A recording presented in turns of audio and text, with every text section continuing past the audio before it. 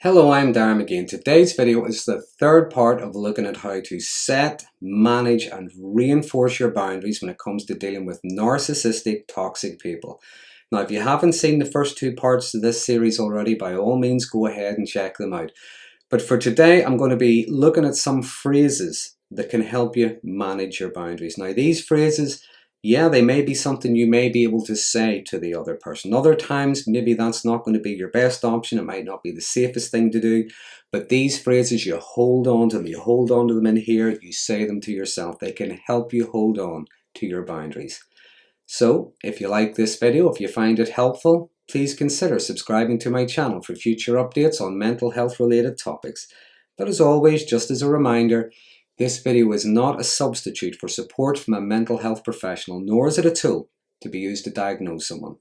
And before I go any further, as always, I'd like to remind you that when you're dealing with toxic and sometimes vindictive people, it's always about making sure you're safe. Asserting yourself is not about being aggressive. It's managing your boundaries is not trying to antagonize someone. We don't always know how a vindictive, maybe abusive person is going to react if they see you asserting yourself, especially if they've been used to getting their own way with you for so long, especially if they're used to walking all over you. So always make sure you're safe. I'm also going to ask you to consider, if you are going to use these phrases, this is not about trying to win. Okay, now I'm going to be honest, my heart sinks whenever I see articles and videos and books and things, and they're entitled things like how to beat the narcissist, say these 10 things are going to make them crazy, things narcissists hate. Whenever I see that, yeah, these things could contain really good, useful information. But narcissistic people can be very vindictive. They can hold a long memory, they can hold a grudge for even decades. Because narcissism by its very nature is destructive, okay? It is not something you poke with a stick, it's not something you throw a stone at, it's not something you try and get the last word with. People with narcissistic tendencies and qualities, if they cannot destroy something from the inside, they will try and destroy it from the outside. So when you think about the phrases I'm going to say in tonight's video, this is not about winning. This is about not taking part in what is essentially a rigged game, okay? Like I say, you don't have to say them out loud. Sometimes you hold on to them in here because they can help you to manage your boundaries, okay? So, what you're not doing is you're not getting caught up in the chaos. You're not getting caught up in the blame shifting, the gaslighting. You're not getting caught up in their drama. You're not getting caught up in their fantasy world. So just to recap, in the previous two videos, I discussed recognizing what our boundaries are. We think about what's mine, what's yours, what's mine, what's other people's. We think about our values, our limits, our integrity and our self-respect. But I also asked you to think about some things to stop doing when it comes to managing your boundaries. First of all, you stop looking for validation. That's not going to happen. You stop making excuses for them because that allows it to continue. You stop hoping they're going to change. If they're going to change, that's up to them. They have to want to. They have to put the work in. But you also stop explaining and justifying yourself. But I also mentioned not underestimating them. Now, as ridiculous as some of the behaviour can be, remember, many have spent a lifetime finding different ways to twist things around, to blame shift, to devalue and to manipulate. If you don't underestimate them, there's less chance you're going to be blindsided by them when they pull some stunt or say something. But I also did mention not doing or saying anything that's going to make you look vulnerable to them or appear vulnerable to them. Remember, people with narcissistic qualities and traits, they tend to see any kind of vulnerability as a weakness, and they tend to exploit that whenever they can. So you don't do or say anything that's going to make you appear vulnerable. I also mentioned that if you set a boundary and you make it clear there will be a consequence for crossing that boundary, if you don't follow that through, even if you dilute that just a little bit, if you don't follow that through, you've just shown them that you're not serious. You've just shown them that if that boundary didn't matter, your other ones don't matter either. And lastly, I mentioned naming the behavior, not necessarily naming them, not name calling, not saying, hey, you're a narcissist. No, you name the behavior. You recognize the tactic. Now, that could sound something like, I've noticed you keep talking over the top of me. I notice you keep changing the topic of the conversation. Whatever it is, you name the behavior. You're letting them know that you know what they're doing. So let's look at some useful phrases, okay? So imagine you're maybe in a conversation. So maybe it's an uncomfortable conversation. Maybe you see it's being steered in a particular way. Now, if you cannot shut down that conversation, if you can't leave, now, sometimes it's useful to maybe lift your phone out, pretend, oh, I'm going to have to take this call, or I'm going to have to answer this message. You know, maybe you can't do that. Remember that some narcissistic people are relentless. They will keep going, asking the same intrusive kind of questions until you react somehow. So the tactic is to learn how to sidestep it, learn how to deflect it. Now, this is maybe sounds a bit odd considering this is one of the very tactics they do when it comes to being elusive, whenever it comes to avoiding any kind of responsibility. But what I mean is you sidestep it in a way that their question, their comment, their criticism, whatever it is, it just misses and hits the wall. It does not get the impact that they hoped for. Remember, if they have induced a conversation, it's probably because there's some kind of agenda there. Now, that agenda could be they want to turn the conversation into more about them, about how great they are, special they are, or how awful you are, you know, what a disgrace you are. Or they may ask a question aimed at putting you into a box just so that it doesn't matter what you answer. They will have their gotcha moment. So what you do is you sidestep it, you shift the topic. But again, not in the way that they do.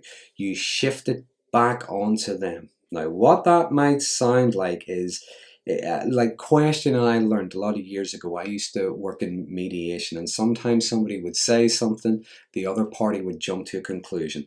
The questions that would be asked would be things like, what is it you think I've just said? What is it you think I meant by that? How did you hear that? How did that come across? So I'm saying that and you're telling me it means this. I'm not sure how you get there from here. Please explain that to me.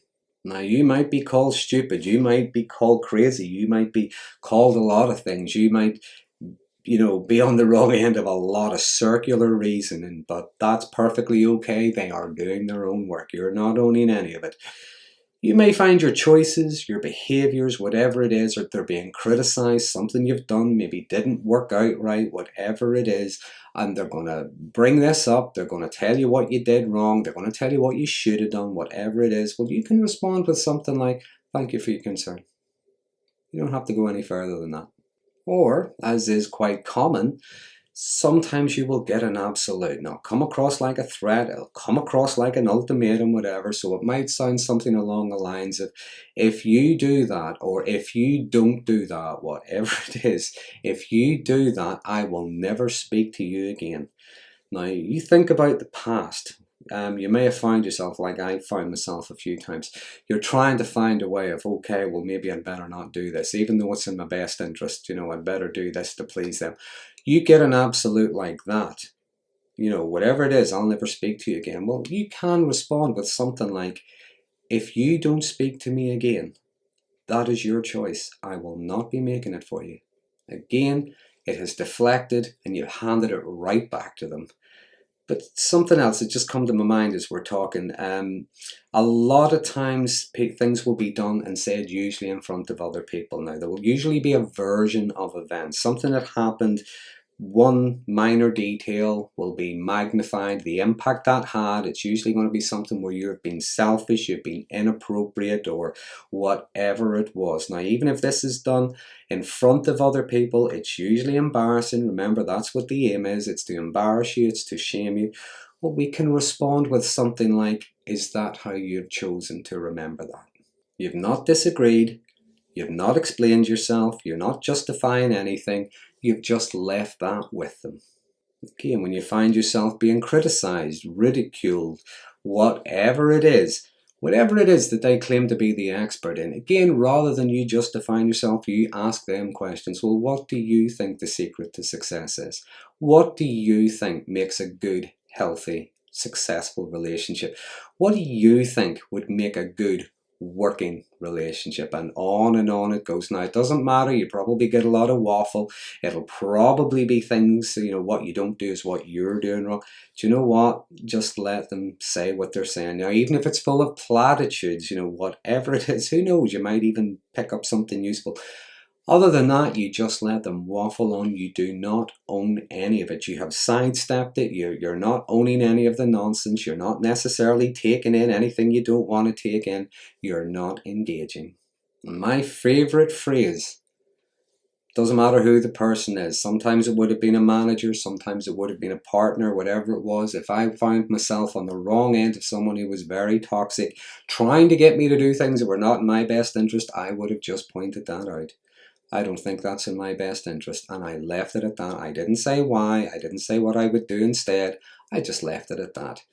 But like I say, these things you don't have to say out loud, you hold them in your own head. If you feel safe enough to say it, by all means go ahead.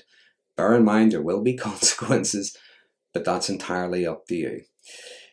Remember, with boundaries, I keep saying it's what's mine and what's yours. When it comes to narcissistic, toxic people, you do not need anyone's permission to do what is in your own best interest. You do not need to let other people decide what's best for you. And you certainly do not have to apologize for how you feel at how you're treated. Like I say, when you start to assert yourself, expect some kind of kickback. So you always make sure you're safe, but also stay strong. And when you start to begin to assert your boundaries, to set your boundaries, narcissistic people tend to go through a whole repertoire of minimizing, blame shifting, virtue signaling, claiming that you're too sensitive, you have no sense of humor, you're the thoughtless one, you're uncaring, you have no empathy. In fact, you know what? You are the narcissist. They'll probably even tell others that you are the problem, or they have no idea what's wrong with you. You've just decided not to like them one day. All they're trying to do is resolve it. That can be quite unpleasant, especially if you end up losing friends, colleagues, family members even. As difficult as that can be, only you, remember, only you can decide whether or not your boundaries are up for negotiation. And if you get it wrong, you haven't actually failed. You've actually learned something.